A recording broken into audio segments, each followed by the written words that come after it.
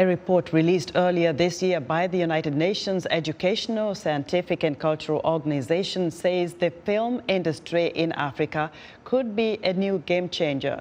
With projected revenue of about $20 billion, the industry is likely to create 20 million jobs. In Uganda, The Girl in the Yellow Jumper, produced and directed by Loukman Ali, started streaming on Netflix this Christmas holiday.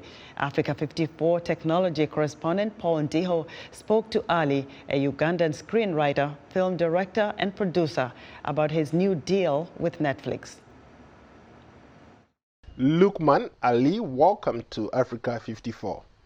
Thanks for having me. So you are the new kid on the block. You recently signed a deal with Netflix, the first Ugandan to do that. How are things going for you? Pretty normal. Not much has changed for me, but I've been around for close to 5 years now. Been doing films. It's just that maybe I haven't been mainstream, but I've been around. And yeah, most of my colleagues in the film industry have received the news quite well, and a lot of people are happy for me, which is really good. And yeah, I'm quite excited to be part of the Ugandan cinema history. Good, and a bigger congratulations from my end to you, sir. Thanks a lot. How does it feel to be playing in the major leagues? Well, I don't know how to feel since this movie was made in 2019, and I've since made 2 other films. So this is like someone bringing up my very old work. So I'm happy to see it, but I've since moved on to better things. Puts me in a very interesting position where I have to be happy with my old work, which is very, very hard for most artists. Interesting, the fact that you don't think this is one of your best works, and here you are, it's the one that has gotten some kind of international acclaim. So this was meant to be in the cinema on the 14th of April, but we had a countrywide lockdown and those days changed. I think they cancelled it like a week before, so we ended up not showing it. And because of that, I had to find alternatives. So we got a distributor, and this distributor sent it to Netflix. It's been in the works for some time, and now it's going to be on.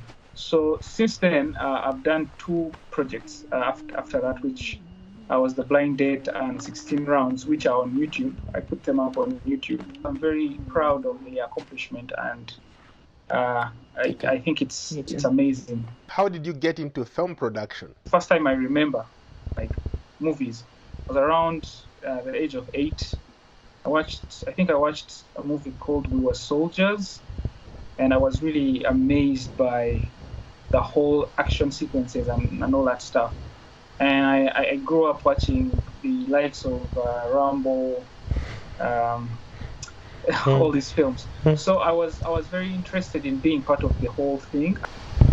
Started out just doing them on the weekend when I'm not working, until I think they were decent enough for me to live off making TV commercials and now movies. As a film producer in Uganda, what are some of the challenges you run into on a daily, day-to-day basis? The internet is very expensive, and even if we do get our movies on Netflix, very few people will be able to afford to watch them.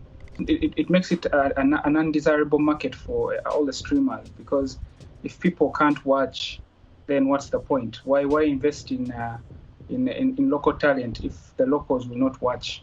In Uganda, it's really difficult to film outdoors. This is why most of our movies are indoors, because anytime you're caught filming outside, it becomes a court case. You don't have a conducive environment to do your thing, to nurture your talent. It's very difficult. There's just isn't an official way of doing things. If I hear you correctly, how can the Ugandan government support the creative industry or the movie industry? I don't know. I'm sure there's even like a space program in Uganda, but have you ever seen any astronauts from Uganda? So us having Very a funny. body doesn't necessarily mean that it's going to be functional. So we might have these things in place, but they're not readily accessible to everyone. And some of these people, there might be a person that you talk to, but when you reach this person, they're not aware that they're the ones you're supposed to talk to. So they'll send you to someone else, and you'll be in that loop of go to this person, go to this person, go to this person, and until you give up. Loukman, thank you so much, and I wish you the best of luck with your new endeavors with Netflix and all the movies that the two you are trying to put out there. Thank you. That was Africa 54 tech correspondent Paul Ndiho speaking to Kampala-based film director and producer Loukman Ali.